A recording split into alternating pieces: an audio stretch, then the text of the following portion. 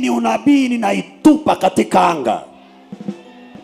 Kuna watu unawaona leo ni wakuu sana, lakini kwa miezi 6, mwezi wa 8 mwaka huu utawaona wadogo. Usiwe na kiburi. Yesu Kristo ni Bwana. Mpe Yesu makofi mazuri.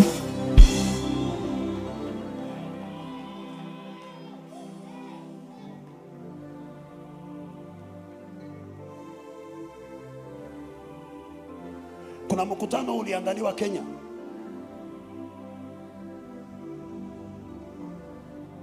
Na wachungaji.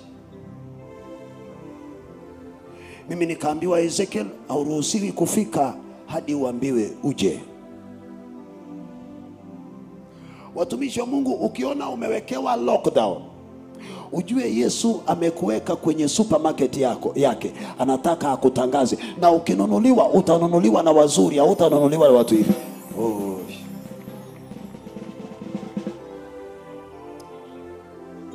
Wachana hiyo. Mimi nishawahi kuwekewa roadblock na polisi. Ezekiel aendi kufanya crusade hapo.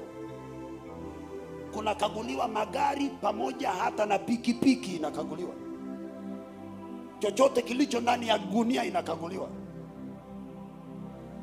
Na nimefanya mkutano siku moja, siku ya pili naambiwa hauendi kufanya mkutano. Nikamwambia mke wangu mimi naenda kufanya mkutano.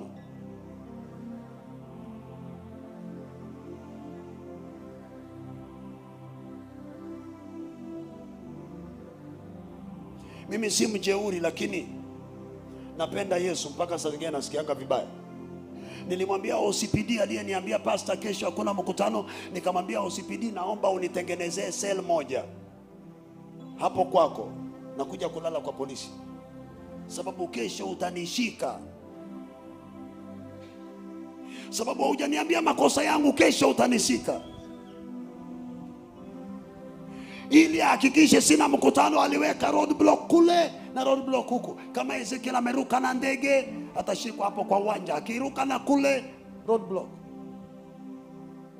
Nikamwambia mke wangu mimi naenda mkutano.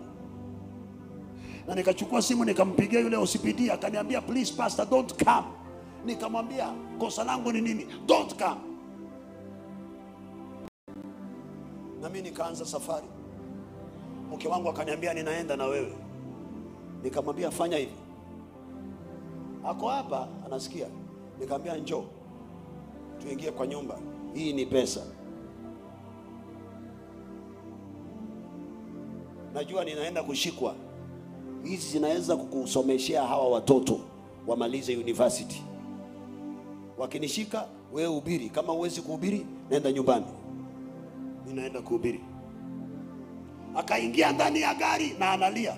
Huyu alikuwako. Na wakanifuata na gari na mimi niko kwa pickup.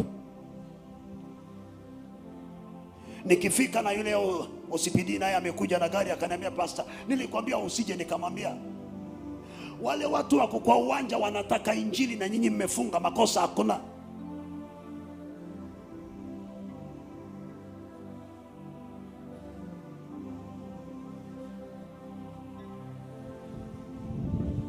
Tuliketi chini tukaelewana. Nikaambia ukikubali hao watu wasipigwe, waingie kwa buses, ninatuma buses waje kanisani, nitawahubiria, ni sawa? Akaniambia ni sawa. Hapo mahali walinikataza, siwezi nikahubiri. Mke wangu ndiye anahubiri huko. Wameniita mara nyingi, mimi siwezi enda huko. Mimi Yesu ameniita hapa mahali sikukatazwa.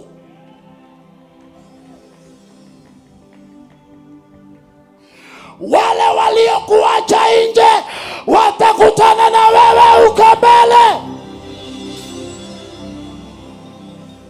Na uwe na wingi wa msamaha. Kwa hivyo mchungaji, usitoroke mapito, hayana budi kuja. Ukilala ndani sawa, ukilala nje sawa. Naona wachungaji wanaogopa maumivu. Waliotuletea injili walilipa gharama, sisi tumelipa nini? Ukichafuliwa jina, unasema si mimi, si mimi, si mimi, si mimi. Yesu alikufa uchi bila nguo. Heri wewe uko na heshima ya kutunza. Alikufa bila heshima.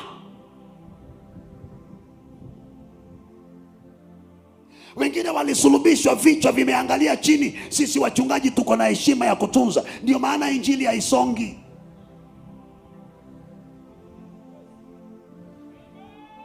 Yule polisi aliyekuwa ananidrive akinitoa cell ananipeleka kotini, akaniambia siku moja, Pastor Ezekiel, I realize you are innocent. Ninakuombea mtu wa Mungu, leo ndio siku ya mwisho. Ninakubeba na sitakubeba tena, utolewe jela. Leo ameritaya, ameokoka, sote tuko hapa.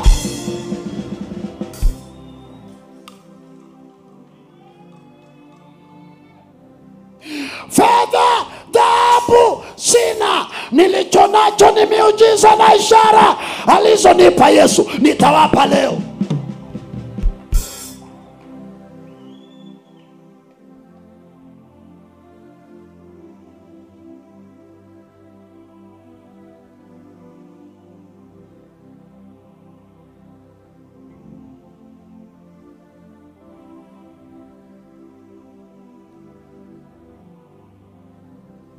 Siku hiyo hiyo wakati Petro na Yohana walifanya miujiza, walilala ndani. Sisi tumelala wapi? Ushawahi kulala ndani kwa ajili ya Yesu? Ushawahi kuchafuliwa jina kwa ajili ya Yesu? Kwa ajili ya muujiza waliofanya walilala ndani. Siku hiyo walilala ndani.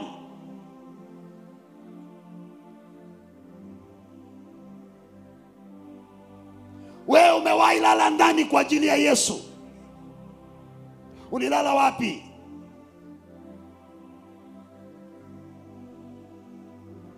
Nguvu za Mungu haziwezi kuja kwa sababu tunajuana na wakubwa. Nguvu za Mungu zinakuja katika maombi na kufunga, na miujiza na ishara zitafanyika kwa hao.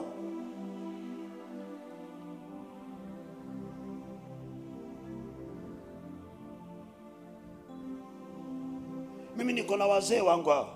Siku moja nikachukua gari nikauza. Tunafungua kanisa.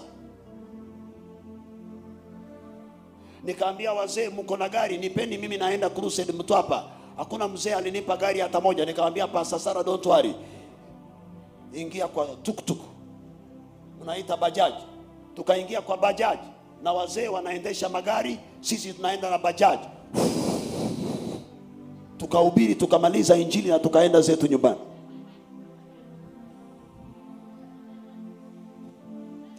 Je, umelipa gharama?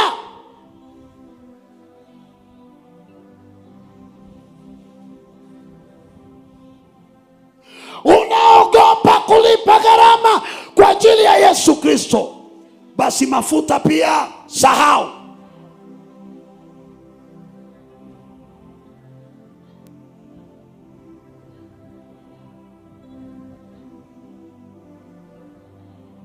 Unaogopa jua, sahau mafuta. Umeogopa mvua, sahau mafuta. Umeogopa kushikwa, sahau mafuta.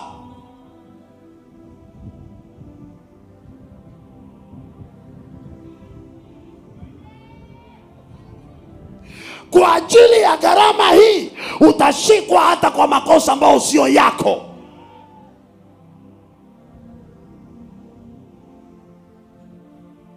Lakini Yesu akishuka, miujiza na ishara zitatendeka kwa waliookoka na wasiokoka. Miujiza na ishara zitatendeka kwa yeyote anayeamini.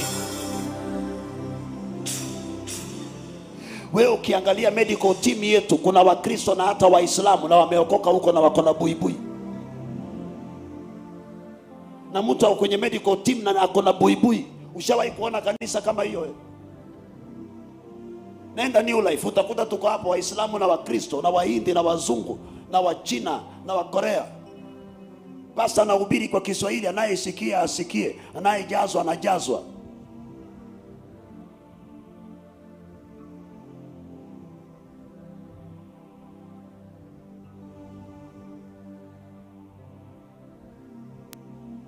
Kuna watu hapa watachipuka kama risasi na nguvu za Mungu tu.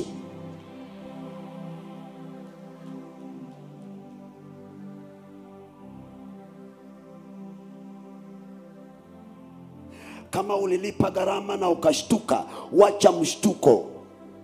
Kila mafuta iko na gharama ya kiwango chake. Haleluya! Kila mafuta ina gharama kiwango chake. Mtenda kazi, wacha kiburi, saidia huyo. Wewe kijana, wacha kiburi, utapanda gari uende nyumbani. Ni kwa neema huyo ako hivyo na sisi tuko hivi. Wala hatukuitwa kwa ajili ya wazuri. Hakika nakwambia, kama huwezi kuhudumia huyu, haustahili kuwa mchungaji popote pale.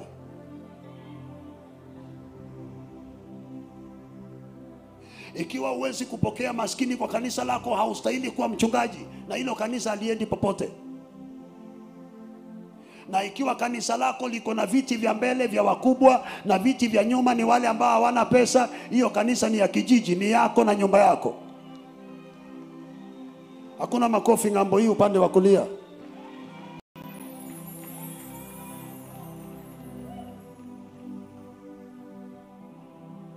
Yesu akasema, na msiwe kama Mafarisayo ambao wanapenda viti vya mbele.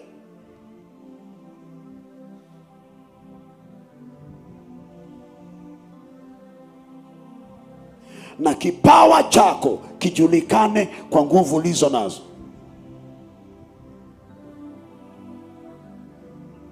Unaona hapa katikati ya watu, kuna watu hapa wameachwa, waliacha na mabwana.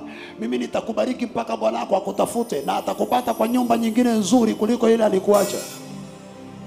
Ubarikiwe kwa biashara mpaka siku moja bwana wako aje anunue kitu kwa biashara yako, asikie hivyo. Say yes!